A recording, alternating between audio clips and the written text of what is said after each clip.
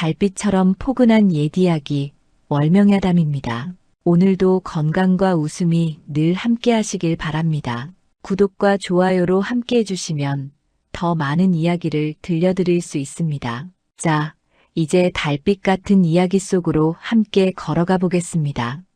옛날 옛적 한양에서 사흘길을 걸어가야 닿는 작은 고을에 이씨 집안이 있었습니다. 한때는 3대에 걸쳐 벼슬을 한 집안이었지요. 기와집 처마는 높고 대문은 두 짝이나 되었으며 안채와 사랑채가 따로 있을 정도였습니다. 하지만 지금은 달랐습니다. 가장 이공이 세상을 떠난 뒤로 집안은 기울기 시작했고 빚쟁이들의 발길이 끊이지 않았지요. 결국 형제들은 뿔뿔이 흩어질 수밖에 없었습니다. 첫째 이서무는 장사를 배우겠다며 한양으로 떠났고 둘째 이서호는 군역을 대신 서겠다며 북쪽 변방으로 향했습니다. 형들이 떠나던 날 막내 이서유는 대문 앞에서 한참을 서 있었지요. 형들은 돌아서며 말했습니다. 서윤아, 어머니를 잘 모셔라. 우리가 돈을 모아 반드시 돌아올 테니 형님들 몸 성히 다녀오십시오. 서윤은 고개를 숙여 절을 올렸습니다. 형들의 뒷모습이 저 멀리 사라질 때까지 그는 고개를 들지 않았지요. 마을 사람들은 수군거렸습니다. 저 집안 이제 끝났구먼. 아들들이 다 떠나버렸으니 병든 부인과 어린 막내만 남았는데 어찌 살아가려나. 하지만 서윤은 개의치 않았습니다. 형들이 버린 것이 아니라는 걸 알았으니까요. 다만 지금은 각자 살 길을 찾아야 할 때였습니다. 그렇게 이 가문에는 병든 윤씨 부인과 막내 서윤, 그리고 여종 강초연만 남게 되었습니다. 초연은 참으로 이상한 여종이었습니다. 말이 느렸고 행동도 굼떴지요. 마을 사람들은 초연을 보며 혀를 찼습니다. 저 계집아이는 머리가 모자란 게 분명해. 양반집 여종치고는 참 어수룩하구먼. 하지만 서윤은 초연이 나쁘지 않다고 생각했습니다. 비록 일이 서툴렀지만 성실했고 어머니를 극진히 모셨으니까요. 어느 날 저녁 서윤은 사랑채에 앉아 아버지가 남긴 책들을 정리하고 있었습니다. 그때 안채에서 어머니의 기침소리가 들려왔지요. 흐으. 어머니, 괜찮으십니까? 서윤이 급히 안채로 달려갔습니다. 방 안에는 윤씨 부인이 누워 계셨고 초연이 옆에서 물을 떠오고 있었지요. 초연은 서윤을 보더니 천천히 말했습니다. 도련님 마님께서 아프십니다. 물은 따뜻하게 데웠느냐? 예, 데웠습니다. 초연의 말투는 언제나 이렇게 느렸습니다. 하지만 서윤은 초연의 손이 떨리고 있다는 걸 알아챘지요. 초연은 윤씨 부인을 진심으로 걱정하고 있었습니다.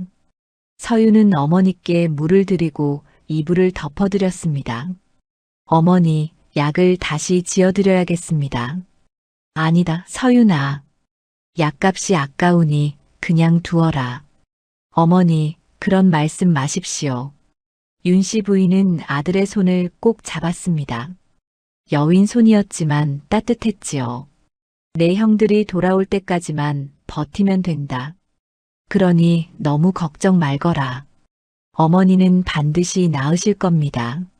제가 있지 않습니까? 서윤이 말했지만 속으로는 걱정이 컸습니다. 어머니의 병은 날이 갈수록 깊어만 갔고 약값을 마련하기도 빠듯했으니까요. 그날 밤 서윤은 마당에 나와 하늘을 올려다보았습니다. 별이 총총히 떠 있었지요. 그때 부엌 쪽에서 인기척이 들렸습니다. 누구냐? 서윤이 다가가 보니 초연이었습니다. 초연은 부뚜막 앞에 앉아 무언가를 하고 있었지요. 서윤이 가까이 가자 초연은 화들짝 놀라며 뒤를 돌아보았습니다. 도련님 깜짝 놀랐습니다. 밤중에 무엇을 하고 있느냐? 저 죽을 쓰고 있습니다. 마님께서 새벽에 배고프실까봐. 초연의 말은 여전히 느렸습니다. 하지만 서윤은 초연의 눈빛을 보았지요. 그 눈은 생각보다 맑고 또렷했습니다. 순간 서유는 이상한 느낌을 받았습니다. 초연아. 예. 도련님, 너는 정말 머리가 모자란 게 맞느냐? 초연의 눈이 커졌습니다. 잠깐 동안 묘한 긴장이 흘렀지요. 하지만 곧 초연은 고개를 갸우뚱하며 말했습니다. 저는 잘 모르겠습니다. 그냥 이렇게 살아왔습니다. 서유는 더 묻지 않았습니다. 하지만 마음속으로는 확신이 들었지요. 초연은 겉으로 보이는 것과 다른 사람이라는 걸 말입니다. 며칠 뒤 서윤의 친구 배무진이 집을 찾아왔습니다. 무진은 서윤과 어릴 적부터 함께 자란 중마고우였지요.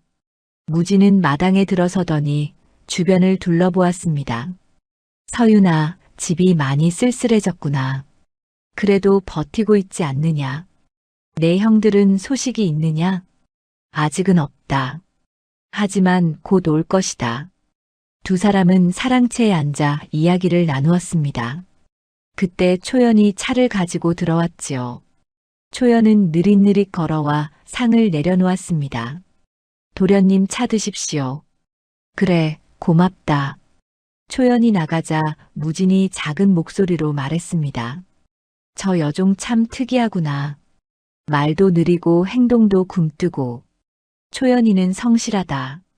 어머니를 잘 돌보고 있어. 하지만 서윤아, 내가 보기엔 뭔가 이상해. 무엇이 이상하다는 거냐?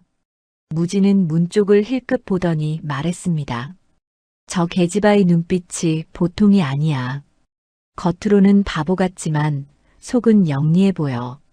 서윤은 고개를 끄덕였습니다. 무진도 느낀 것이지요. 하지만 서윤은 초연이 숨기는 이유가 있을 거라 생각했습니다. 그래서 캐묻지 않기로 했지요. 무진아, 초연이가 무엇을 숨기든 그건 초연이 사정이 있는 거야. 우리가 굳이 알 필요는 없지 않겠느냐. 그래, 내 말이 맞다. 하지만 조심해라. 요즘 세상이 어수선하잖아.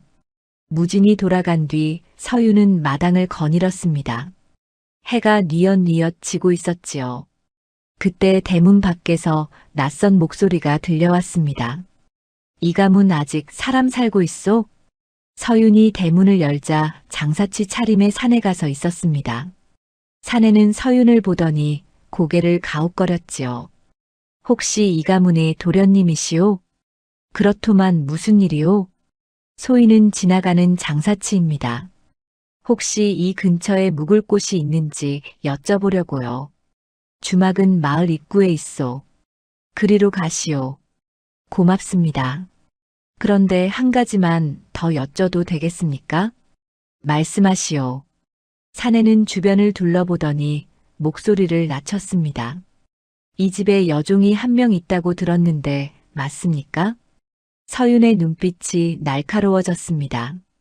여종이 왜 궁금하시오? 아, 아닙니다. 그냥 혹시나 해서 여쭤본 겁니다. 실례했습니다. 사내는 황급히 몸을 돌려 떠났습니다. 서윤은 사내의 뒷모습을 물끄러미 바라보았지요. 뭔가 석연치 않았습니다. 그날 밤 서윤은 초연을 불렀습니다. 초연아, 오늘 낯선 사내가 너를 물어봤다. 초연의 얼굴이 하얗게 질렸습니다. 손이 바들바들 떨렸지요. 누가 저를 물어봤습니까? 장사치 차림의 사내였다. 혹시 아는 사람이냐? 초연은 고개를 저었습니다. 하지만 서윤은 초연이 거짓말을 하고 있다는 걸 느꼈지요. 초연아, 너에게 무슨 사연이 있거든 말해라. 내가 도와줄 수 있다. 아닙니다, 도련님. 저는 괜찮습니다. 초연은 황급히 방을 나갔습니다. 서윤은 한숨을 쉬었지요. 초연이 무언가를 숨기고 있다는 건 분명했습니다.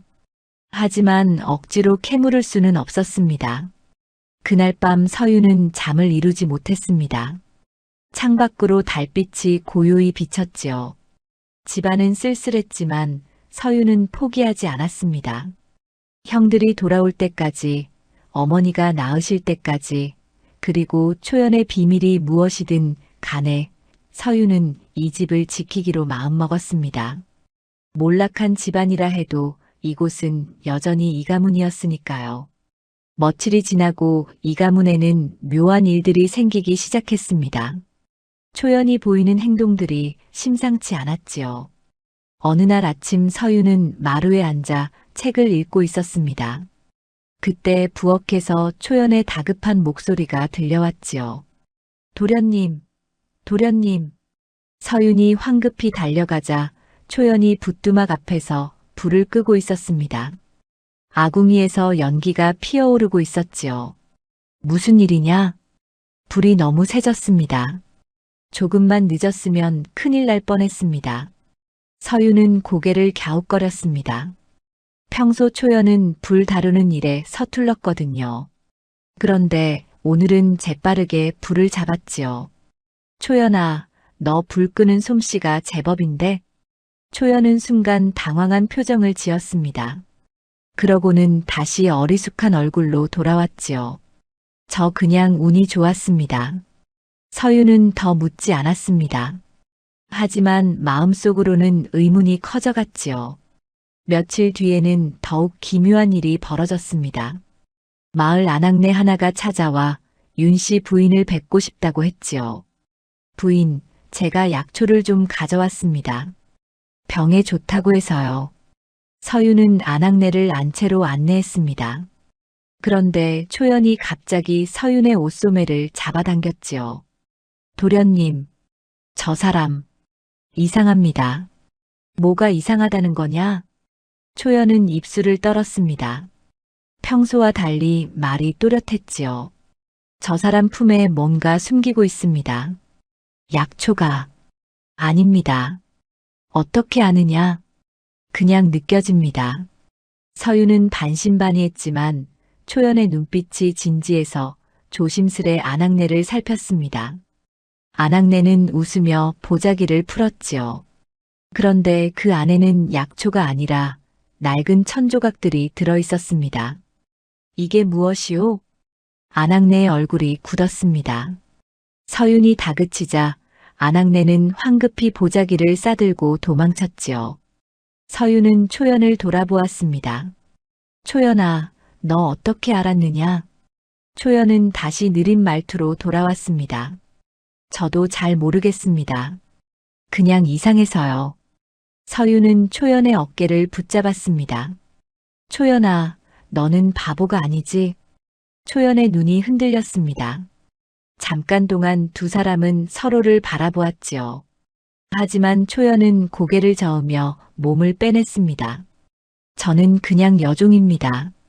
바보 여종이요. 초연은 황급히 자리를 떠났습니다. 서유는 그 뒷모습을 물끄러미 바라보았지요. 초연은 분명 무언가를 숨기고 있었습니다. 그날 저녁 무진이 다시 찾아왔습니다. 무진은 심각한 표정으로 서윤에게 말했지요. 서윤아, 마을에 이상한 소문이 돌고 있다. 무슨 소문이냐? 내 집 여종이 사실은 다른 집안의 딸이라는 소문 말이야. 서윤은 깜짝 놀랐습니다. 무진은 목소리를 낮추며 말을 이었지요. 그것도 양반가 딸이 아니라 중인 집안의 딸이라고 하더라. 집안이 망해서 여종으로 팔렸다는데 그게 정말이냐? 나도 확실하지는 않아. 하지만 마을 어르신들이 수군거리더라고. 그리고 말이야. 무진은 잠시 망설이다가 말했습니다. 너희 집을 찾아온 그 장사치 말이야. 그자가 사실은 문태경의 심부름꾼이라더라. 문태경? 서윤의 얼굴이 굳었습니다. 문태경은 이 고을에서 제일 가는 부자였지요. 아버지가 살아계실 때 사이가 좋지 않았던 사람이었습니다. 문태경이 왜 우리 집 여종에게 관심이 있겠느냐? 그게 말이야. 혹시 초연이가 문태경과 관련이 있는 게 아닐까? 서윤은 고개를 저었습니다. 하지만 마음속으로는 불안이 커져갔지요. 무진이 돌아간 뒤 서윤은 초연을 찾았습니다. 초연은 장독대 옆에서 무언가를 하고 있었지요. 초연아. 초연은 깜짝 놀라 뒤를 돌아보았습니다. 손에는 항아리 뚜껑이 들려 있었지요. 도련님 깜짝 놀랐습니다. 초연아, 너는 문태경을 아느냐? 순간 초연의 얼굴이 새하얗게 질렸습니다. 손에 들고 있던 뚜껑이 떨어져 깨졌지요. 와장창. 초연은 그 자리에 주저앉았습니다. 도련님, 제발. 초연아, 대체 무슨 일이냐? 나에게 말해라. 초연은 고개를 저으며 울먹였습니다. 하지만 입을 열지 않았지요. 서유는 초연의 손을 잡았습니다. 초연아, 너를 해칠 생각이 없다. 다만 진실이 알고 싶을 뿐이다. 저는 말할 수 없습니다. 왜? 말하면 도련님도 위험해집니다. 초연의 목소리가 떨렸습니다. 그리고 놀랍게도 말투가 또렷해졌지요. 서유는 초연의 눈을 똑바로 바라보았습니다. 초연아, 지금 내가 한 말 들었느냐? 방금은 말이 느리지 않았다. 초연은 입술을 깨물었습니다. 이제 숨길 수가 없었지요. 초연은 고개를 떨구며 말했습니다. 죄송합니다. 도련님, 제가 속였습니다. 무엇을 속였느냐? 저는 바보가 아닙니다. 서유는 한숨을 쉬었습니다. 예상했던 일이었지요. 그럼 왜 바보 흉내를 낸 거냐? 그래야 살 수 있었습니다. 초연은 눈물을 흘리기 시작했습니다. 서유는 초연을 사랑채로 데려갔지요. 방 안에 앉히고 차를 내어주었습니다. 진정하고 천천히 말해라. 무엇이 두려운 거냐? 초연은 떨리는 손으로 차를 마셨습니다. 그리고 조심스레 입을 열었지요. 문태경. 그자가 저를 찾고 있습니다. 왜 찾는 거냐? 그자가 저희 집안을 망쳤습니다. 그리고 저를 여종으로 팔았습니다. 서유는 주먹을 불끈 쥐었습니다. 초연은 말을 이었지요. 그런데 제가 도망쳤습니다. 팔려가던 날 도망쳤습니다. 그래서 그자가 저를 찾는 겁니다. 너는 왜 바보 흉내를 낸 거냐? 그래야 눈에 띄지 않습니다. 바보처럼 보이면 아무도 의심하지 않습니다. 초연의 목소리는 여전히 떨렸지만 말은 또렷했습니다. 서유는 초연의 어깨에 손을 얹었지요. 초연아, 이제부터는 숨지 마라. 내가 지켜줄 테니. 도련님. 하지만 문태경이 두렵더라도 너는 이제 혼자가 아니다. 내가 있지 않으냐. 초연은 서윤을 바라보았습니다. 처음으로 진짜 눈빛을 보였지요. 맑고 또렷했습니다. 고맙습니다. 도련님. 그때 대문 밖에서 인기척이 들렸습니다. 서윤이 밖으로 나가자 낯선 사내 하나가 서 있었지요. 이 가문 도련님이십니까? 그렇더만 누구시오? 문태경 어르신께서 부르십니다. 내일 저작거리 주막으로 오시라 하셨습니다. 사내는 말을 마치고 돌아섰습니다. 서윤은 사내의 뒷모습을 바라보며 이를 악물었지요. 문태경이 드디어 움직이기 시작한 것입니다. 그날 밤 서윤은 잠을 이루지 못했습니다. 초연은 사실 바보가 아니었고 문태경이라는 위험한 자가 초연을 노리고 있었습니다. 게다가 그자는 이제 서윤까지 불러들였지요. 서윤은 창밖을 바라보았습니다. 달빛이 고요히 비쳤지만 마음은 어지러웠습니다. 내일 무슨 일이 벌어질지 알 수 없었지요. 하지만 한 가지는 분명했습니다. 초연을 지켜야 한다는 것 말입니다. 다음 날 아침 서윤은 일찍 일어났습니다. 문태경을 만나러 가기 전에 해야 할 일이 있었지요. 서윤은 아버지의 사랑채로 향했습니다. 아버지가 돌아가신 뒤로 아무도 들어가지 않았던 곳이었지요. 방문을 열자 먼지가 풀풀 날렸습니다. 서윤은 창문을 열어 바람을 들이고 책상 서랍을 하나씩 열어보았지요. 오래된 북과 벼루 그리고 낡은 서찰들이 나왔습니다. 서윤은 서찰들을 하나씩 펼쳐보았습니다.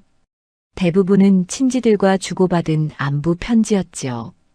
그런데 책상 맨 아래 서랍을 열자 묵직한 장부 하나가 나왔습니다. 가죽으로 된 표지에는 아무것도 쓰여 있지 않았지요. 서유는 장부를 꺼내 펼쳤습니다. 첫 장에는 아버지의 글씨가 적혀 있었습니다. 이 집안을 망친 자들의 이름을 기록하노라. 서윤의 가슴이 두근거렸습니다. 다음 장을 넘기자 여러 이름이 적혀 있었지요. 그리고 그중 가장 위에 큼직하게 쓰인 이름이 있었습니다. 문태경. 서윤은 아버지가 쓴 글을 읽어 내려갔습니다. 문태경은 내 친구였다. 함께 과거를 보러 한양에 갔었고 낙방의 쓴맛도 함께 나눴다. 하지만 그자는 벼슬 대신 돈을 택했다. 장사로 큰 돈을 벌더니 사람이 변했다. 내게 돈을 빌려달라 했고 나는 선뜻 내어주었다. 서유는 다음 장을 넘겼습니다. 하지만 문태경은 그 돈을 갚지 않았다. 오히려 내가 그에게 빚을 졌다는 거짓 문서를 만들었다. 관아의 관리들을 매수하여 나를 모함했다. 결국 나는 벼슬을 그만두고 고향으로 돌아올 수밖에 없었다. 서유는 주먹을 불끈 쥐었습니다. 아버지가 왜 그렇게 풀이 죽어 계셨는지 이제 알 것 같았지요. 마지막 장에는 이런 글이 적혀 있었습니다. 문태경아, 너는 반드시 대가를 치를 것이다.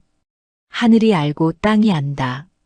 내 자식들이 이 원한을 갚아줄 것이다. 서유는 장부를 덮었습니다. 가슴속에 불길이 타올랐지요. 그때 뒤에서 목소리가 들렸습니다. 도련님 무엇을 보고 계십니까? 초연이었습니다. 초연은 문 앞에 서서 조심스레 안을 들여다보고 있었지요. 서유는 장부를 들어보였습니다. 아버지께서 남기신 장부다. 여기에 문태경의 이름이 적혀 있어. 초연의 얼굴이 창백해졌습니다. 초연은 방 안으로 들어와 장부를 들여다보았지요. 문태경. 초연의 목소리가 떨렸습니다. 서유는 초연을 바라보았습니다. 초연아, 너도 그자에 대해 아는 게 있지 않느냐? 초연은 고개를 끄덕였습니다. 그리고 입을 열었지요. 저희 아버지도 문태경에게 당했습니다. 무슨 뜻이냐?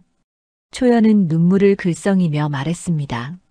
저희 아버지는 중인이었습니다. 역관으로 청나라와의 무역을 돕는 일을 했지요.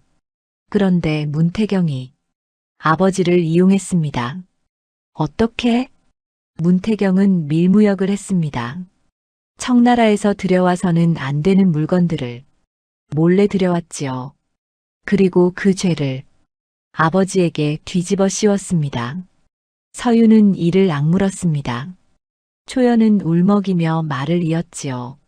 아버지는 곤장을 맞고 귀양을 가셨습니다. 그리고 석 달 만에 돌아가셨습니다. 어머니는 그 충격으로 병을 얻어 1년 뒤에 돌아가셨고요. 그래서 너는, 예, 저는 혼자 남았습니다.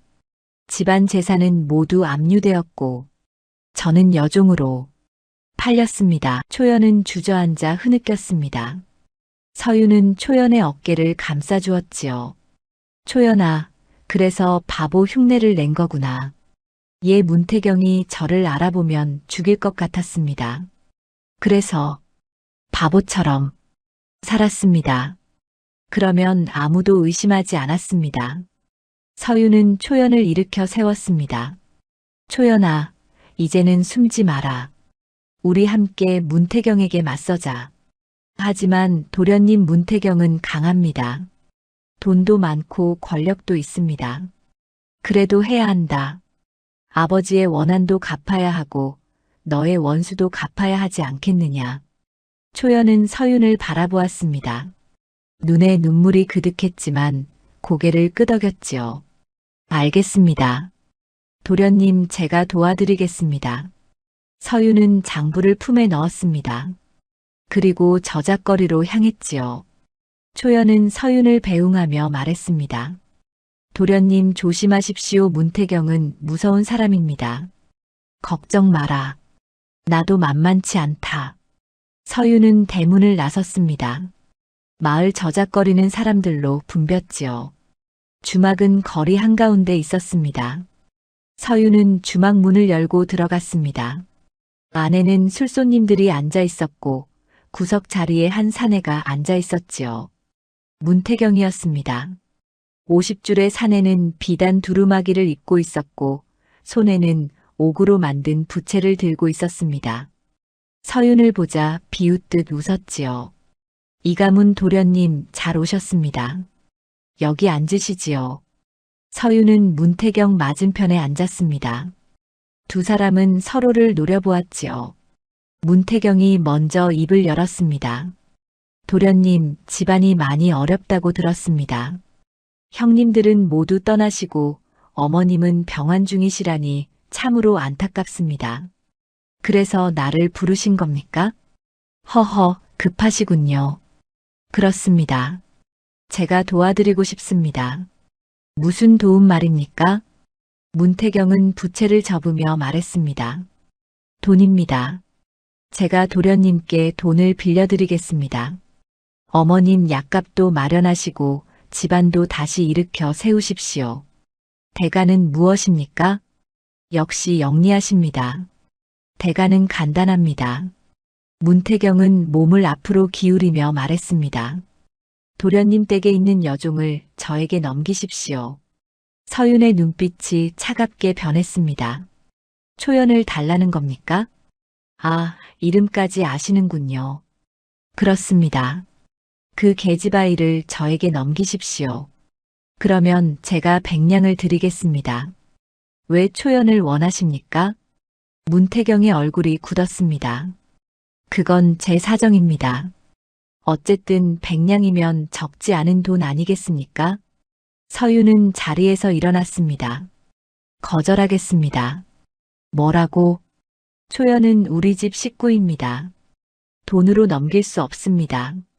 문태경의 얼굴이 일그러졌습니다. 부채를 탁자에 내려쳤지요. 이가문 도련님 후회하실 겁니다. 제 호의를 거절하시면 안 됩니다. 협박이십니까? 협박이 아니라 충고입니다. 도련님 집안은 이미 기울었습니다. 조금만 건드리면 무너집니다. 그러니 현명한 선택을 하십시오. 서윤은 문태경을 똑바로 바라보았습니다. 어르신께서 우리 아버지를 어떻게 했는지 압니다. 장부를 찾았습니다. 문태경의 눈이 커졌습니다. 뭐라고? 장부. 아버지께서 남기신 장부입니다. 거기에 어르신의 죄가 낱낱이 적혀 있습니다. 문태경은 자리에서 벌떡 일어났습니다. 그 장부를 어디서 찾았느냐? 그건 제가 알 일입니다. 어쨌든 저는 이제 어르신의 약점을 쥐고 있습니다. 함부로 하시면 안 됩니다. 문태경은 이를 갈았습니다. 하지만 곧 비웃음을 지었지요. 장부 따위 소용없습니다. 증거가 될 만한 것들은 이미 다 없앴습니다. 그리고 도련님, 누가 그 장부를 믿겠습니까? 도련님은 몰락한 양반집 자제고 저는 이 고을에서 제일 가는 부자입니다. 서윤은 주먹을 불끈 쥐었습니다. 문태경의 말이 맞았습니다. 장부만으로는 부족했지요. 그럼 어쩌자는 겁니까? 간단합니다. 여종을 넘기십시오. 그러면 제가 도련님 집안을 살려드리겠습니다. 거절하시면 문태경은 서윤에게 다가와 속삭였습니다. 도련님 집안이 완전히 무너지는 걸 보게 될 겁니다. 서윤은 문태경을 뿌리치고 주막을 나왔습니다. 가슴이 두근거렸지요. 문태경은 생각보다 더 위험한 사람이었습니다. 집으로 돌아오는 길에 서윤은 생각에 잠겼습니다. 어떻게 해야 초연을 지키고 집안도 지킬 수 있을까? 아버지의 원한을 갚을 방법은 무엇일까? 집에 도착하자 초연이 대문 앞에서 기다리고 있었습니다. 도련님 어떻게 되었습니까? 서윤은 초연의 손을 잡았습니다. 걱정 마라. 내가 반드시 지켜줄 테니. 초연은 눈물을 글썽이며 고개를 숙였습니다. 하지만 두 사람 모두 알고 있었지요. 이제 진짜 싸움이 시작되었다는 것을 말입니다. 사흘이 지났습니다. 서유는 초연을 집 밖에 내보내지 않았지요. 문태경이 언제 사람을 보낼지 알 수 없었으니까요. 초연은 안채에서 윤 씨 부인을 돌보며 지냈습니다. 어느 날 오후 마당에 낯선 그림자가 드리웠습니다. 서윤이 밖으로 나가자 문태경이 대문 앞에 서 있었지요. 이가문 도련님, 집에 계십니까? 서윤은 대문을 열지 않았습니다. 대문 안쪽에서 말했지요. 무슨 일로 오셨습니까? 허허, 손님을 이렇게 대하십니까? 문을 열어주시지요. 서윤은 마지못해 대문을 열었습니다. 문태경은 여유로운 걸음으로 마당에 들어섰지요. 뒤에는 심부름꾼 2명이 따라왔습니다. 좋은 집이십니다. 비록 낡았지만 옛날 영화가 느껴지는군요. 문태경은 마당을 둘러보았습니다. 그때 부엌 쪽에서 초연이 물동이를 이고 나오다가 문태경을 보았지요. 초연의 얼굴이 새하얗게 질렸습니다. 물동이가 기울어 물이 쏟아질 뻔했습니다. 저 계집아이가 바로 그 여종입니까? 문태경이 초연을 가리켰습니다. 서유는 초연 앞을 가로막으며 말했지요. 용건만 말씀하십시오. 문태경은 비웃음을 지었습니다. 그리고 초연을 뚫어져라 쳐다보았지요. 저 계집아이 얼굴을 똑바로 보고 싶은데 괜찮겠습니까? 안 됩니다. 왜 그러십니까? 혹시 제가 알아볼까봐 두려우신 겁니까? 서유는 대답하지 않았습니다. 문태경은 초연에게 다가가려 했지요. 하지만 서윤이 팔을 벌려 막았습니다. 더 이상 가까이 오지 마십시오. 도련님, 제가 그 계집아이를 확인만 하면 됩니다. 혹시 제가 찾는 사람이 맞는지 말입니다. 찾는 사람이라니 무슨 뜻입니까? 문태경은 품에서 종이 한 장을 꺼냈습니다. 거기에는 여인의 얼굴이 그려져 있었지요. 이 그림을 보십시오. 몇 년 전 댁에서 도망친 계집아이입니다. 혹시 저 여종이 이 그림 속 사람과 닮지 않았습니까? 서유는 그림을 보았습니다. 초연과 비슷했지만 확실하지는 않았지요. 그때 초연이 물동이를 내려놓고 앞으로 나왔습니다. 제가 그 사람 맞습니다. 초연아. 서윤이 놀라 초연을 붙잡았습니다. 하지만 초연은 고개를 저었지요. 도련님, 이제 숨을 수 없습니다. 초연은 문태경을 똑바로 바라보았습니다. 더 이상 바보처럼 행동하지 않았지요. 문태경은 초연의 얼굴을 자세히 들여다보았습니다. 역시 강역관의 딸이로구나. 몇 년 만이냐?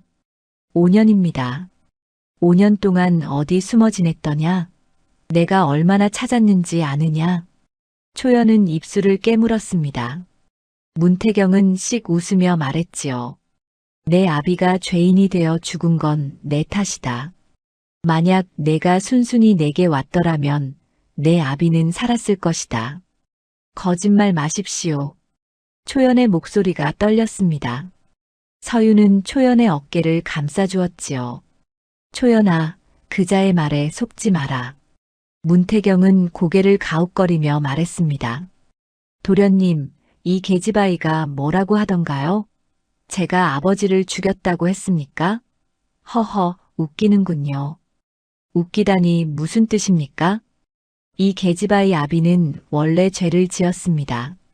밀무역을 한 죄 말입니다. 제가 관아에 고발했을 뿐입니다. 그건 어르신께서 꾸민 일 아닙니까? 문태경의 얼굴이 굳었습니다. 하지만 곧 웃음을 되찾았지요. 증거가 있습니까? 도련님, 아무 증거도 없으면서 함부로 말하시면 안 됩니다. 서유는 주먹을 불끈 쥐었습니다. 문태경은 초연에게 다가갔지요. 초연은 뒤로 물러났지만 문태경은 계속 따라왔습니다. 강초연, 너는 나에게 팔린 몸이다. 도망친 지 5년이나 됐으니 그동안의 값을 치러야 하지 않겠느냐? 저는 어느 누구에게도 팔린 적 없습니다. 허허, 그래.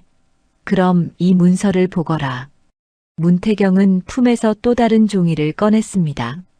거기에는 관아의 도장이 찍혀 있었지요. 여기 보거라. 내 아비가 죄인이 되었을 때 내 집안 재산은 모두 압류되었다. 그리고 너는 관노비로 등록되었지. 내가 그 관노비를 정식으로 사들였다. 이 문서가 증거다. 초연은 문서를 보고 눈물을 흘렸습니다. 서유는 문서를 빼앗아 읽어보았지요. 정말로 관아의 도장이 찍혀 있었습니다. 이건 거짓 문서 아닙니까? 거짓 문서라니요? 관아에 가서 확인해 보십시오. 제대로 된 문서입니다. 문태경은 의기양양해졌습니다. 초연에게 손을 내밀었지요. 자, 이제 나와 함께 가자. 도련님께 더 이상 폐를 끼치지 마라. 안 됩니다. 서윤이 초연을 끌어안았습니다. 문태경은 혀를 찼지요. 도련님, 법을 어기실 셈입니까? 이건 정식 문서입니다. 거역하시면 도련님도 죄를 짓는 겁니다. 이건 옳지 않습니다. 옳고 그름은 중요하지 않습니다. 중요한 건 법입니다. 문태경은 뒤에 있던 심부름꾼들에게 눈짓했습니다. 두 사람이 앞으로 나와 초연을 잡으려 했지요. 서유는 초연을 뒤로 밀어내고 두 사람을 막아섰습니다. 물러서시오. 도련님, 힘으로 막으실 겁니까? 그러시면 관아에 고발하겠습니다. 고발하십시오. 저도 가만히 있지 않겠습니다. 그때 안채에서 기침 소리가 들렸습니다.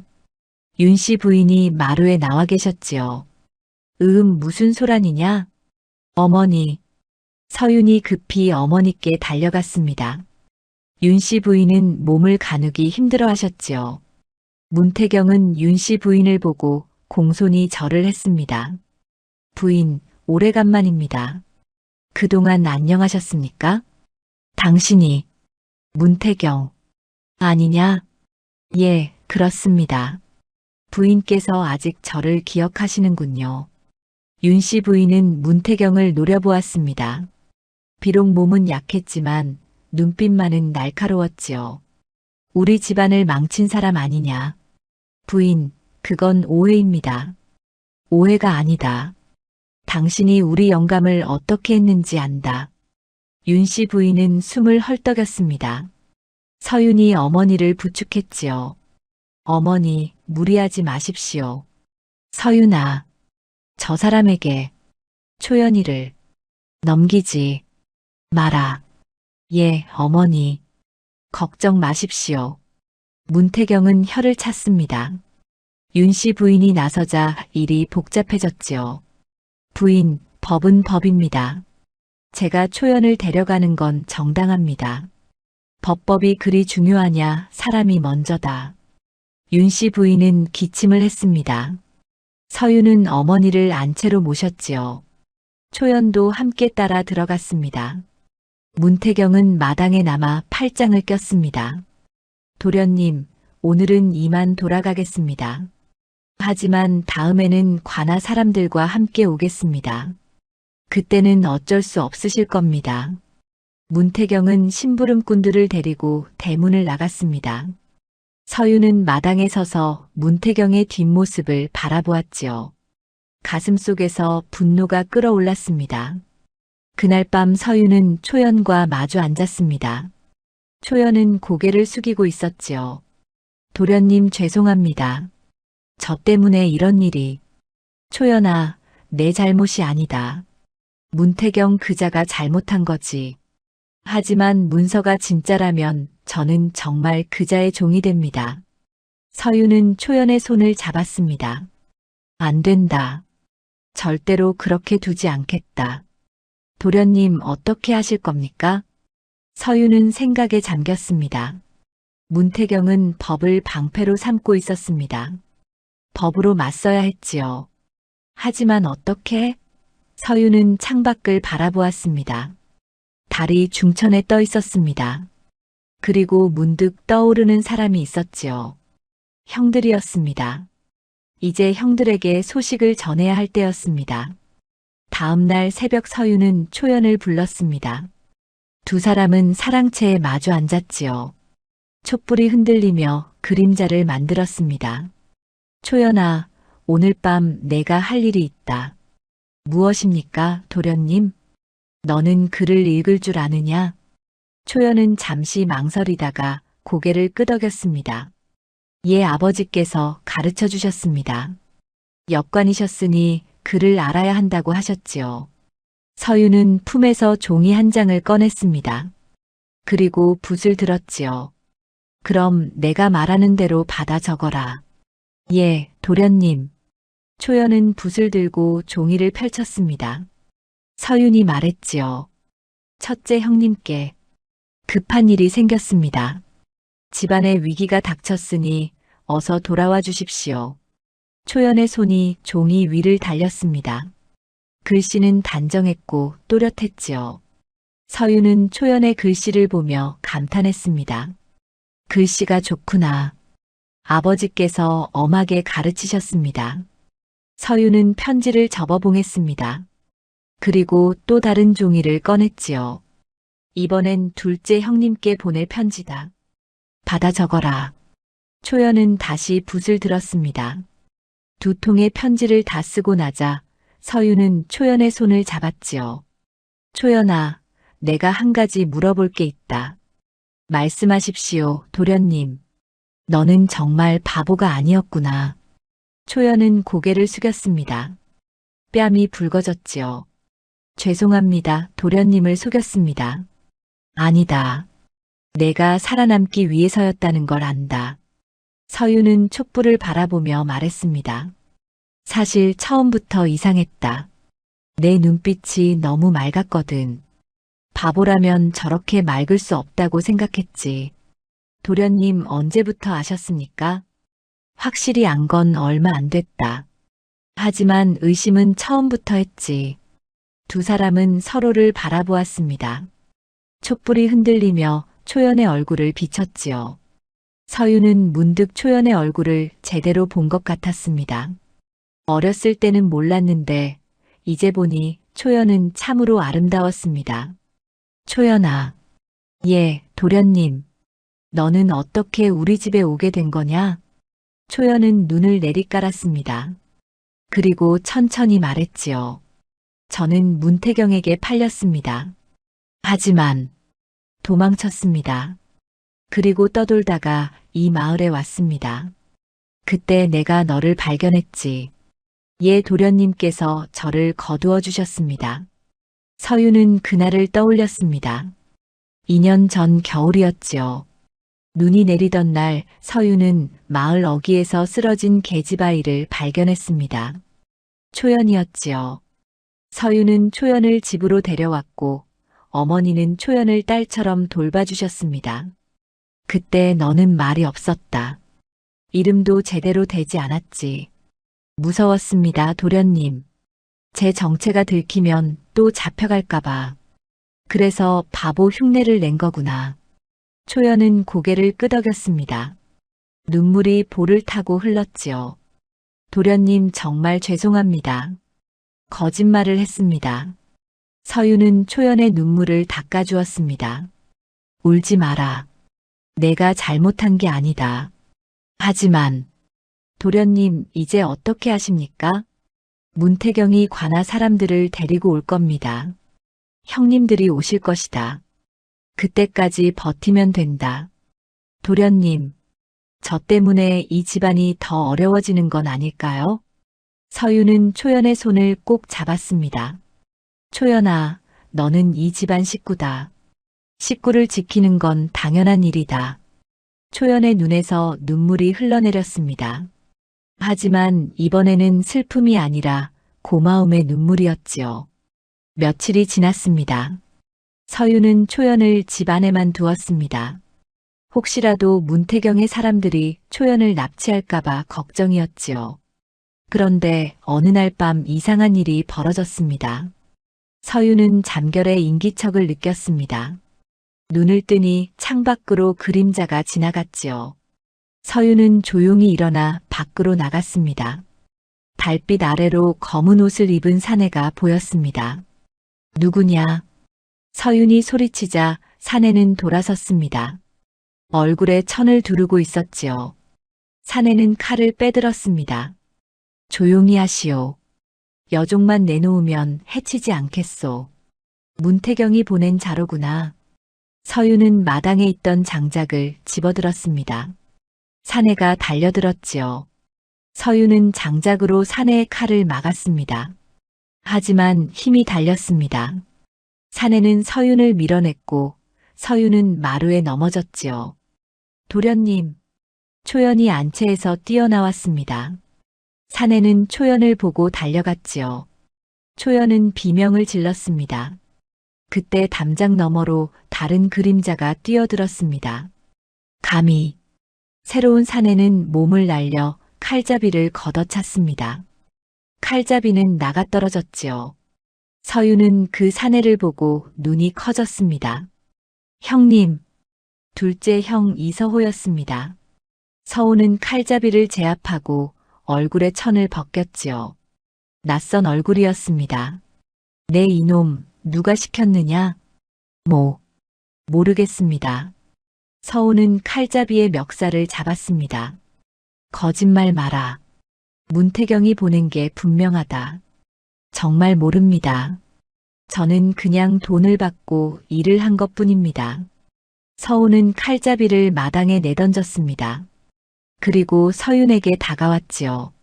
서윤아, 괜찮으냐? 예, 형님. 다치지 않았습니다. 편지를 받고 급히 왔다. 그런데 도착하자마자 이놈이 담장을 넘는 걸 봤다. 형님, 잘 오셨습니다. 서윤은 형을 끌어안았습니다. 서호는 서윤의 등을 두드려 주었지요. 그리고 초연을 보았습니다. 저 계집아이가 편지에 쓴 초연이냐? 예, 형님. 서호는 초연을 살폈습니다. 초연은 고개를 숙이고 있었지요. 바보가 아니로구나. 예, 죄송합니다. 죄송할 것 없다. 살아남기 위해서였을 것이다. 서호는 칼잡이를 일으켜 세웠습니다. 이놈을 관아에 넘기자. 형님, 그러면 문태경이 빠져나갈 겁니다. 그럼 어쩌자는 거냐? 서윤은 생각에 잠겼습니다. 그리고 말했지요. 일단 이놈을 묶어두고 다른 방법을 찾아봅시다. 서호는 고개를 끄덕였습니다. 칼잡이를 광에 가두고 나자 세 사람은 사랑채에 모였습니다. 서호는 차를 마시며 물었지요. 그래, 무슨 일이 있었는지 자세히 말해라. 서윤은 그동안 있었던 일을 모두 이야기했습니다. 문태경과의 만남, 초연의 비밀, 그리고 아버지가 남긴 장부까지 말했지요. 서호의 얼굴이 굳어졌습니다. 문태경 그놈이 아직도 우리를 괴롭히는구나. 형님, 어떻게 해야 할까요? 서호는 턱을 쓸었습니다. 그리고 초연을 보았지요. 초연아, 내가 아는 문태경의 약점이 있느냐? 초연은 고개를 가웃거렸습니다. 약점이라고 하면요? 뭐든 좋다. 그놈이 숨기고 싶어 하는 것 말이다. 초연은 잠시 생각하다가 말했습니다. 비밀 장부가 있습니다. 비밀 장부? 예. 문태경은 밀무역을 했습니다. 그 기록을 모두 장부에 적어뒀습니다. 제 아버지가 그 장부를 본 적이 있다고 하셨습니다. 서호의 눈이 빛났습니다. 그 장부가 어디 있는지 아느냐? 문태경의 집 서재에 있을 겁니다. 서호는 서윤을 보았습니다. 서윤아, 그 장부를 찾아야겠다. 하지만 형님, 어떻게 문태경의 집에 들어갑니까? 서호는 씩 웃었습니다. 방법이 있다. 내가 군역을 하면서 배운 게 있거든. 그날 밤 서호와 서윤은 계획을 세웠습니다. 초연도 함께 도왔지요. 세 사람은 밤늦도록 이야기를 나눴습니다. 창밖으로 달이 기울고 있었습니다. 이제 진짜 싸움이 시작될 참이었습니다. 사흘이 지났습니다. 그동안 서호는 마을을 돌아다니며 문태경의 집을 살폈지요. 문태경의 저택은 마을에서 제일 컸습니다. 담장이 높고 대문에는 늘 문지기가 서 있었습니다. 저 안으로 들어가기가 쉽지 않겠구나. 서우가 혀를 찼습니다. 서윤과 서우는 주막에 앉아 문태경의 집을 바라보고 있었지요. 형님, 방법이 없겠습니까? 있긴 하다. 하지만 위험하다. 어떤 방법입니까? 서우는 목소리를 낮췄습니다. 밤중에 담장을 넘는 거다. 내가 군영에서 배운 솜씨가 있다. 하지만 들키면 어떻게 합니까? 들키지 않으면 된다. 서우는 씩 웃었습니다. 서유는 형의 얼굴을 보았지요. 군역을 하는 동안 형은 많이 변해 있었습니다. 더 단단해지고 더 날카로워졌습니다. 그날 밤 서유는 초연과 이야기를 나눴습니다. 초연은 걱정스러운 얼굴로 말했지요. 도련님, 너무 위험한 일 아닙니까? 위험해도 해야 한다. 그 장부가 없으면 문태경을 이길 수 없다. 하지만 만약 들키시면 서유는 초연의 손을 잡았습니다. 걱정 마라. 형님이 계신다. 형님은 군영에서 밤중 순찰을 막는 훈련을 받으셨다. 초연은 입술을 깨물었습니다. 그리고 말했지요. 그럼 제가 도와드리겠습니다. 뭐라고? 저는 문태경의 집을 압니다. 어디로 들어가야 하는지, 어디에 서재가 있는지 압니다. 서유는 고개를 저었습니다. 안 된다. 너는 위험하다. 도련님, 저도 싸우고 싶습니다. 제 아버지의 원수를 갚고 싶습니다. 초연의 눈빛이 달라져 있었습니다. 더 이상 두려워하지 않았지요. 서유는 한참을 초연을 바라보았습니다. 그리고 고개를 끄덕였습니다. 알겠다. 하지만 형님께 여쭤봐야 한다. 다음 날 서우는 초연의 제안을 들었습니다. 처음에는 반대했지요. 안 된다. 계집아이를 위험한 곳에 데려갈 수 없다. 형님, 하지만 초연이가 길을 알고 있습니다. 그래도 안 된다. 그때 초연이 입을 열었습니다. 나리 제발 부탁드립니다. 저도 싸울 기회를 주십시오. 초연의 목소리는 떨렸지만 단호했습니다. 서우는 초연을 물끄러미 바라보았지요. 내가 정말 할 수 있겠느냐? 예, 할 수 있습니다. 서우는 한숨을 쉬었습니다. 그리고 고개를 끄덕였지요. 좋다. 하지만 내 말을 따라야 한다. 위험하면 바로 도망쳐야 한다. 예, 나리. 그날 밤 세 사람은 문태경의 집으로 향했습니다. 달은 구름에 가려져 있었고 거리는 고요했습니다. 문태경의 집 담장 앞에 섰을 때 서우가 말했지요. 초연아, 어디로 들어가야 하느냐? 뒷담 쪽입니다. 거기에 오래된 나무가 있습니다. 그 나무로 담장을 넘을 수 있습니다. 세 사람은 뒷담으로 돌아갔습니다. 정말로 큰 나무가 담장 가까이에 서 있었지요. 서우가 먼저 나무를 타고 올라갔습니다. 그리고 담장으로 건너갔지요. 서윤이 다음이었습니다. 마지막으로 초연이 올라왔습니다. 담장 안으로 내려서자 넓은 정원이 보였습니다. 연못이 있었고 정자가 있었지요. 초연이 손가락으로 가리켰습니다. 저쪽 건물이 서재입니다. 세 사람은 조용히 서재로 다가갔습니다. 그런데 서재 앞에 하인 하나가 졸고 있었지요.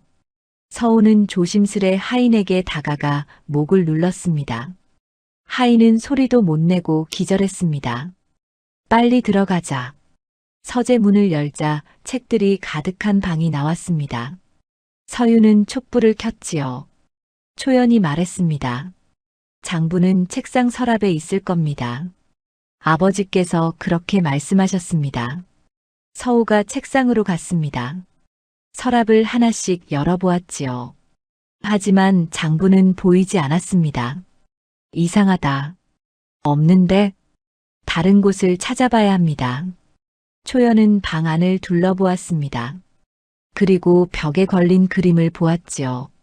저 그림 뒤를 보십시오. 서윤이 그림을 들어 올렸습니다.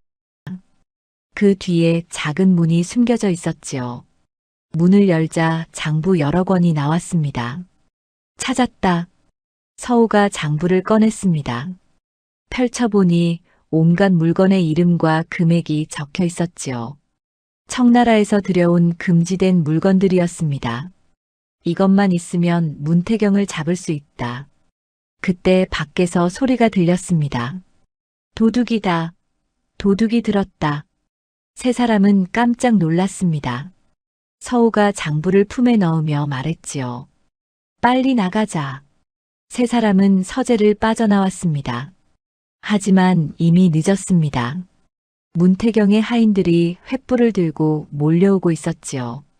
저기다. 저놈들이다. 서우는 칼을 빼들었습니다. 서윤도 몽둥이를 집었지요. 초연은 두 사람 뒤에 숨었습니다. 서윤아, 초연이를 데리고 먼저 가라. 형님은 어떻게 하십니까? 나는 이놈들을 막겠다. 어서 가라. 서윤은 초연의 손을 잡고 뛰었습니다. 담장으로 향했지요. 뒤에서는 서우와 하인들이 싸우는 소리가 들렸습니다. 도련님 나리는 어떻게 하십니까? 형님은 강하다. 걱정 마라. 두 사람은 담장에 도착했습니다. 서윤이 먼저 올라가고 초연을 끌어올렸지요. 담장을 넘어 밖으로 나왔습니다. 그때 뒤에서 서우의 목소리가 들렸습니다. 기다려라. 서우가 담장을 넘어왔습니다. 하지만 다리를 다친 것 같았지요. 절뚝거렸습니다. 형님 다치셨습니까? 괜찮다. 조금 베었을 뿐이다. 세 사람은 급히 집으로 돌아왔습니다. 사랑채에 들어서자 모두 주저앉았지요. 숨이 가빠서 말도 제대로 못했습니다. 장부는 무사합니까? 서윤이 물었습니다. 서우는 품에서 장부를 꺼냈지요. 여기 있다. 이제 이걸로 문태경을 잡을 수 있다. 하지만 기쁨도 잠시였습니다. 다음 날 아침 대문을 두드리는 소리가 들렸지요. 서윤이 나가보니 관아의 관속들이 서 있었습니다. 이 가문 도련님입니까? 그렇습니다만 무슨 일입니까? 어젯밤 문태경 어르신 댁에 도둑이 들었습니다. 혹시 아는 바가 있습니까? 서윤의 가슴이 철렁했습니다. 하지만 태어난 척했지요. 저희는 모르는 일입니다. 그렇습니까? 그럼 집안을 수색해도 되겠습니까? 수색이라니 무슨 말씀입니까? 문태경 어르신께서 신고하셨습니다. 도둑이 이 집안 사람일 거라고요. 서윤은 당황했습니다. 관속들이 집 안으로 들어오려 했지요. 그때 서우가 나타났습니다. 잠깐만 기다리시오. 당신은 누구시오? 이 가문의 둘째 아들입니다. 수색 영장이라도 있습니까? 관속들은 서로 눈치를 보았습니다. 영장은 없었지요. 영장은 나중에 가져오겠습니다. 그럼 그때 오십시오. 영장 없이는 들어올 수 없습니다. 서우의 목소리는 단호했습니다. 관속들은 어쩔 수 없이 돌아갔지요. 하지만 서윤은 알고 있었습니다.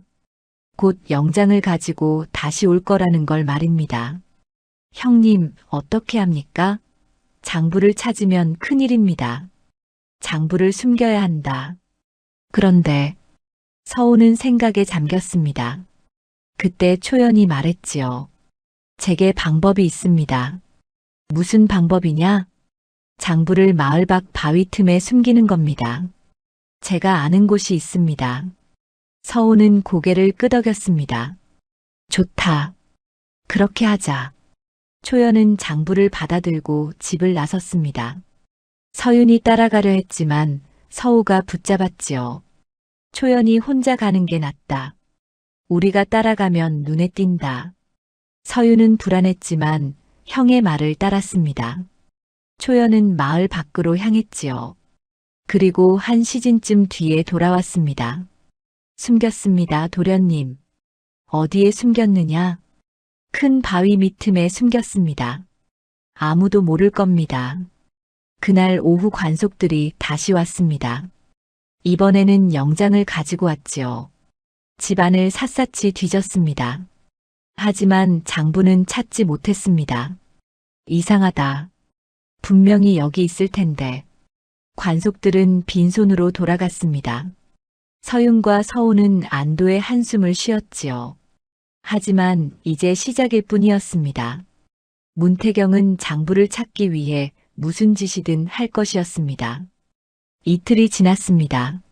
문태경은 여전히 장부를 찾지 못했지요. 하지만 포기하지 않았습니다. 이번에는 다른 방법을 썼습니다.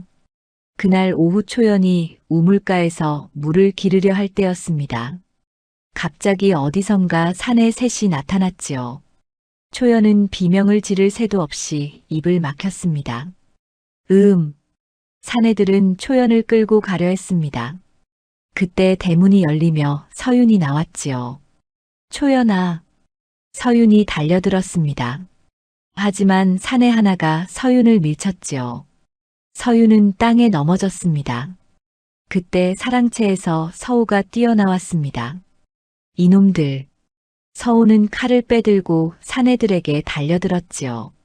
사내 하나를 베고 다른 하나를 걷어찼습니다.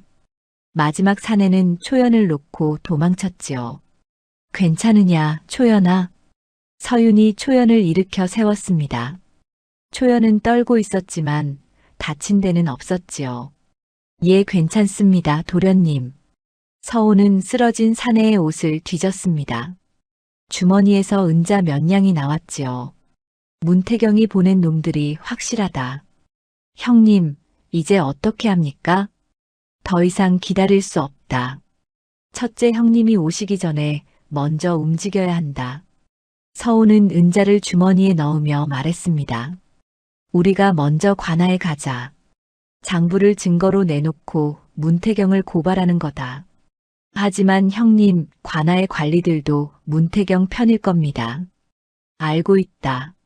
하지만 다른 방법이 없다. 그날 밤 세 사람은 의논했습니다.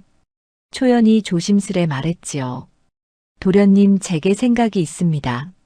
무슨 생각이냐? 한양으로 가는 겁니다. 한양? 서우가 물었습니다. 초연은 고개를 끄덕였지요. 예, 이곳 관아는 문태경 편입니다. 하지만 한양의 사원부는 다릅니다. 서윤의 눈이 빛났습니다. 맞다. 사원부에 가면 된다. 사원부는 관리들의 비리를 감찰하는 곳이었습니다.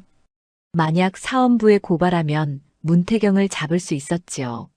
하지만 한양까지 가려면 시일이 걸린다. 서우가 말했습니다. 그때 대문을 두드리는 소리가 들렸지요. 이 가문 계신가? 서윤이 밖으로 나가자 낯선 사내가 서 있었습니다. 멀쩡한 옷차림에 짐을 잔뜩 진 사내였지요. 누구십니까? 나는 서문의 심부름꾼이요. 서문나리께서 곧 도착하신다는 전가를 전하러 왔소. 형님께서? 서윤의 얼굴이 환해졌습니다. 첫째 형 이서문이 드디어 오는 것이었지요. 다음 날 해질 무렵 서문이 도착했습니다. 말을 타고 온 서문은 한양에서 장사를 하며 돈을 모았던 터라 의관이 말끔했지요. 서윤아, 형님. 서윤은 형을 끌어안았습니다. 서문은 동생의 등을 두드려 주었지요. 그간 고생이 많았구나. 형님, 잘 오셨습니다.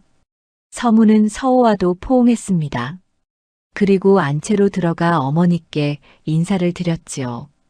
윤씨 부인은 큰아들을 보고 눈물을 흘렸습니다. 서문아, 잘 돌아왔구나.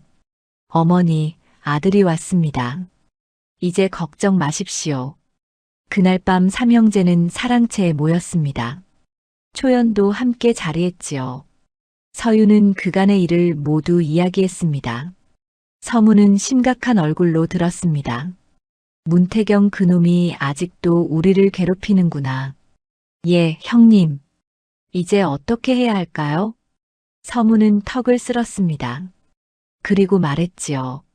내게 방법이 있다. 무슨 방법입니까? 나는 한양에서 장사를 하면서 여러 사람을 알게 되었다. 그 중에는 사원부 관리도 있지. 서호의 눈이 빛났습니다. 그럼 그분께 부탁할 수 있겠습니까? 그럴 수 있다. 하지만 확실한 증거가 필요하다. 서유는 초연을 보았습니다. 초연이 고개를 끄덕이며 말했지요. 장부를 가져오겠습니다. 초연은 밤중에 마을 밖으로 나가 장부를 가져왔습니다. 서무는 장부를 펼쳐보았지요. 이것이면 충분하다. 이 장부에는 문태경의 밀무역 기록이 낱낱이 적혀 있다. 그럼 언제 한양으로 가실 겁니까? 내일 당장 떠나겠다. 서무는 장부를 품에 넣었습니다. 그리고 동생들을 보며 말했지요. 너희는 여기서 기다려라. 내가 사흘 안에 돌아오겠다. 형님, 혼자 가시면 위험합니다. 괜찮다. 나는 한양 길을 잘 안다. 그리고 혼자 가는 게 더 빠르다. 다음 날 새벽 서무는 말을 타고 한양으로 떠났습니다. 서윤과 서우는 대문 앞에서 형을 배웅했지요. 형님, 조심히 다녀오십시오. 걱정 마라. 반드시 성공하고 돌아오겠다. 서문의 말이 달려가는 것을 보며 서유는 가슴이 두근거렸습니다. 이제 마지막 승부가 남았지요. 하지만 문태경도 가만히 있지 않았습니다. 서문이 떠난 그날 오후 문태경이 직접 이가문을 찾아왔습니다. 이번에는 관속들까지 데리고 왔지요. 이가문 도련님들 나오시오. 서윤과 서호가 나갔습니다. 문태경은 비웃음을 지으며 말했지요. 도련님들, 장부를 돌려주시오. 무슨 장부 말씀입니까? 모른 척하지 마시오. 내 서재에서 훔쳐간 장부 말이오. 저희는 모르는 일입니다. 문태경의 얼굴이 일그러졌습니다. 그렇게 나오시겠소? 좋소. 그럼 어쩔 수 없소. 문태경은 관속들에게 눈짓했습니다. 관속들이 앞으로 나왔지요. 이 가문을 수색하겠습니다. 또 수색입니까? 지난번에도 했지 않습니까? 이번에는 더 철저히 하겠습니다. 관속들이 집 안으로 들어갔습니다. 사랑채, 안채, 광, 부엌을 모두 뒤졌지요. 하지만 장부는 없었습니다. 문태경은 이를 갈았습니다. 분명 여기 있을 텐데 어디 숨겼느냐? 저희는 정말 모릅니다. 그때 문태경이 초연을 보았습니다. 초연은 안채 마루에서 수색을 지켜보고 있었지요. 저 계집아이를 데려가겠소. 안 됩니다. 서윤이 초연 앞을 막아섰습니다. 문태경은 냉소를 지었지요. 왜 안 됩니까? 저 계집아이는 원래 내 것이오. 문서도 있지 않소? 그 문서는 거짓입니다. 거짓이라는 증거가 있소? 없으면 입 다물고 있으시오. 문태경은 관속들에게 명령했습니다. 저 계집아이를 잡아가시오. 관속 둘이 초연에게 다가갔습니다. 서우가 칼을 빼들었지요. 한 걸음만 더 오면 베겠다. 관속들이 멈춰섰습니다. 문태경이 웃었지요. 도련님, 관속을 위협하시겠습니까? 그건 큰 죄요. 상관없습니다. 초연이는 못 데려갑니다. 긴장감이 흘렀습니다. 칼을 든 서호와 관속들이 대치하고 있었지요. 그때 대문이 열렸습니다. 무슨 일이냐? 낯선 목소리였습니다. 모두 고개를 돌렸지요. 대문 밖에 사내 하나가 서 있었습니다. 관복을 입고 있었습니다. 사원부의 관복이었지요. 저분은 누구십니까? 문태경이 물었습니다. 그 뒤로 서문이 나타났지요. 형님, 서윤이 외쳤습니다. 서문은 미소를 지으며 말했습니다. 다 왔다, 서윤아. 사원부 관리는 문태경에게 다가갔습니다. 당신이 문태경이요? 그렇더만 누구시오? 나는 사원부 지평 김상원이요. 문태경, 당신을 밀무역 혐의로 체포하겠소. 문태경의 얼굴이 새하얗게 질렸습니다. 김상원은 품에서 장부를 꺼내 보였지요. 이 장부에 당신의 죄가 다 적혀 있소. 순순히 따라오시오. 문태경은 뒤로 물러났습니다. 하지만 관속들이 그를 붙잡았지요. 놓아라. 놓으라고. 문태경이 소리쳤지만 소용없었습니다. 김상원은 서윤과 서호에게 고개를 숙였습니다. 도련님들 고생이 많으셨습니다. 이제 모든 게 끝났습니다. 서윤은 서문을 끌어안았습니다. 눈물이 흘렀지요. 서호도 함께 형들을 끌어안았습니다. 초연은 마루에서 그 모습을 보며 눈물을 흘렸습니다. 드디어 끝난 것이었습니다. 보름이 지났습니다. 문태경은 한양으로 압송되어 국문을 받았지요. 그의 죄는 명백했습니다. 밀무역, 관리 매수, 거짓 문서 작성. 모든 죄가 드러났습니다. 문태경은 귀양을 가게 되었고 재산은 모두 압류되었지요. 이 가문에는 평화가 찾아왔습니다. 윤씨 부인의 병도 조금씩 나아지고 있었습니다. 형제들이 돌아온 덕분이었지요. 어느 날 저녁 온 가족이 사랑채에 모였습니다. 서문, 서호, 서윤, 그리고 윤씨 부인과 초연까지 함께했습니다. 어머니, 이제 편히 쉬십시오. 아들들이 모두 돌아왔습니다. 서문이 어머니께 차를 올렸습니다. 윤씨 부인은 눈물을 글썽이며 아들들을 바라보았지요. 고맙구나. 너희 덕분에 이 집안이 다시 일어섰다. 어머니, 저희가 해야 할 일을 했을 뿐입니다. 서호가 말했습니다. 윤씨 부인은 초연을 보았습니다. 초연아, 이리 오너라. 초연은 조심스레 다가갔습니다. 윤씨 부인은 초연의 손을 잡았지요. 내가 없었더라면 우리 집안은 어찌 되었을까? 집안은 어찌 되었을까? 고맙다 얘야. 아닙니다, 마님. 제가 오히려 신세를 졌습니다. 윤씨 부인은 초연의 손을 꼭 쥐었습니다. 그리고 아들들을 보며 말했지요. 서윤아. 예, 어머니. 초연이를 며느리로 삼으면 어떻겠느냐? 방 안이 조용해졌습니다. 서윤은 얼굴이 붉어졌고 초연은 고개를 숙였지요. 서문이 웃으며 말했습니다. 좋은 생각이십니다, 어머니. 초연이는 우리 집안의 은인입니다. 저도 찬성입니다. 서호도 고개를 끄덕였습니다. 서윤은 초연을 보았지요. 초연은 여전히 고개를 숙이고 있었습니다. 초연아. 예. 도련님, 너는 어떻게 생각하느냐? 초연은 천천히 고개를 들었습니다. 눈에 눈물이 그득했지요. 저는 천한 몸입니다. 어찌 감히 도련님의 부인이 되겠습니까? 천하다니. 너는 중인 집안의 딸이다. 그리고 무엇보다 너는 이 집안을 구한 사람이다. 서윤은 초연의 손을 잡았습니다. 초연아, 나와 함께 살아주겠느냐? 초연은 눈물을 흘리며 고개를 끄덕였습니다. 예, 도련님, 기꺼이 그리하겠습니다. 윤씨 부인은 웃으며 두 사람을 바라보았습니다. 서문과 서호도 박수를 쳤지요. 축하한다, 서윤아. 동생이 장가를 가는구나.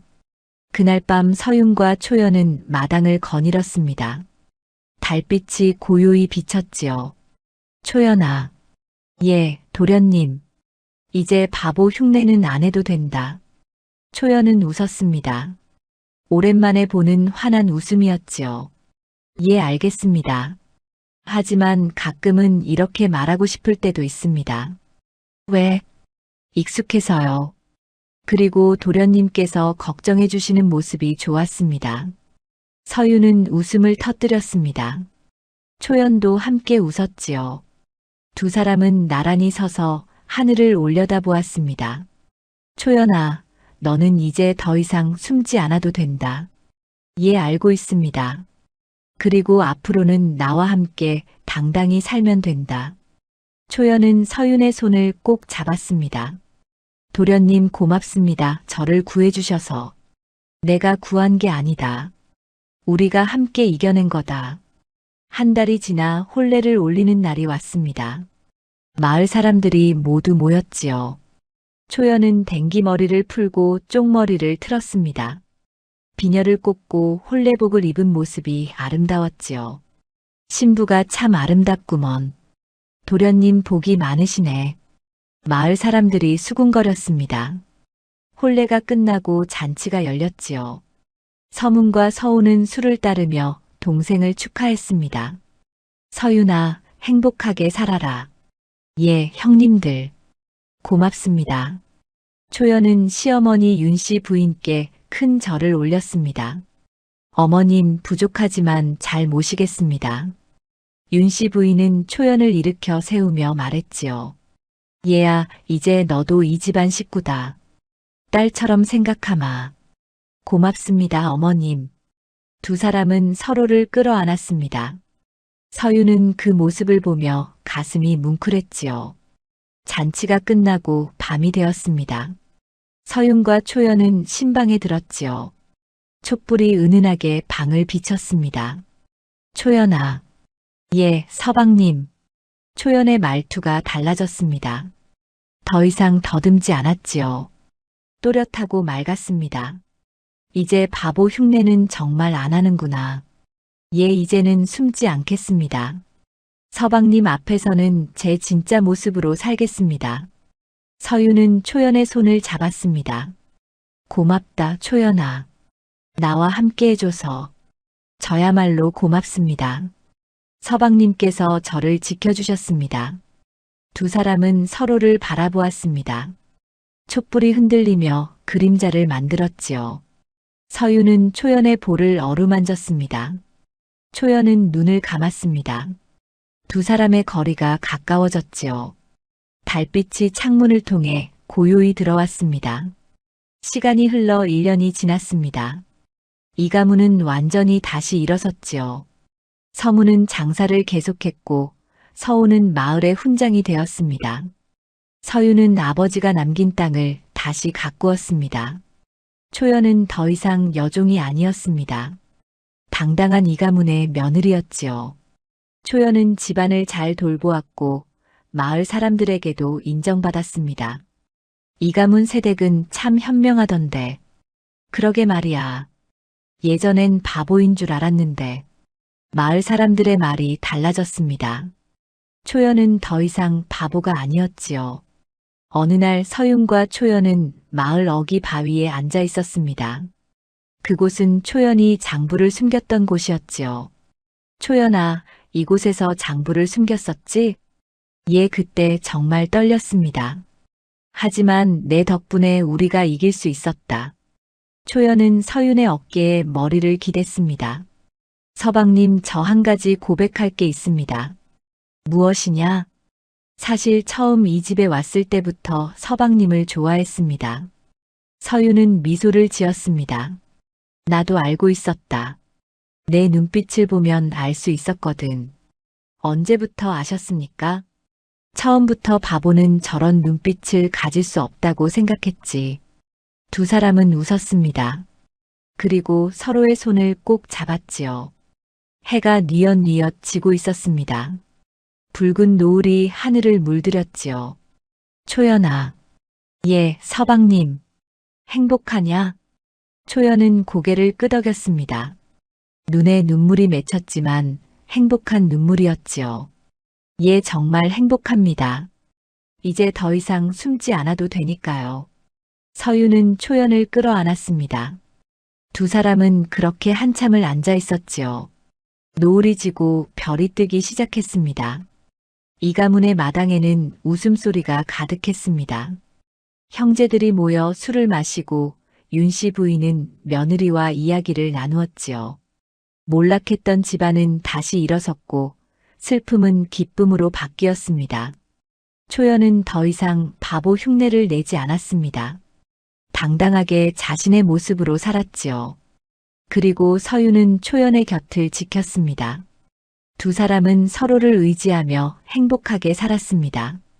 세월이 흘러도 이 가문 사람들은 그날을 잊지 않았습니다. 바보처럼 보였던 여종이 사실은 가장 용기 있는 사람이었다는 것을 말입니다. 그리고 진정한 사랑은 겉모습이 아니라 마음을 보는 것이라는 것을 말입니다. 이 가문에는 그렇게 새로운 시작이 찾아왔고 모두가 행복하게 살았습니다.